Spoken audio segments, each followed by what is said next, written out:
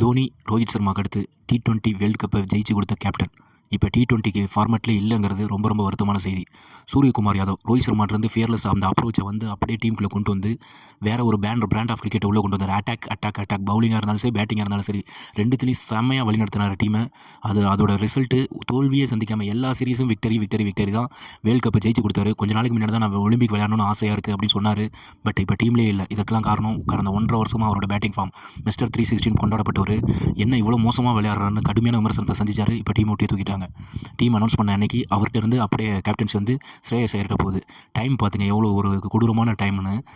இன்றைக்கி வந்து மும்பை லீக் ஒரு T20 மேட்ச் நடக்குது. அந்த மேட்சோட கேப்டன்ஸ் வந்து சூரியகுமார் யாதவ், ஸ்ரேயஸ் ஐயர் 2 பேரும் கட்டி பிடிச்சி அன்பை பகிர்ந்துருக்காங்க. அந்த ஃபோட்டோ வைரல் ஆகுது. மனுஷன் வேர்ல்டு கப் ஜெயிச்சு கொடுத்த அடுத்த சீரீஸில் சூரியகுமார் யாதவ் இல்லைங்கிறது வந்து ரொம்ப மோசமான செய்தி. பட் இன்னும் ஒரு 10-20 வருஷம் கழிச்சு கிடந்து நம்ம பார்த்தோம்னா Suryakumar Yadav one of the best captain, the best கேப்டனாக கூட நிறைய பேர் கொண்டாடுவாங்க. சேர் சூர்யா.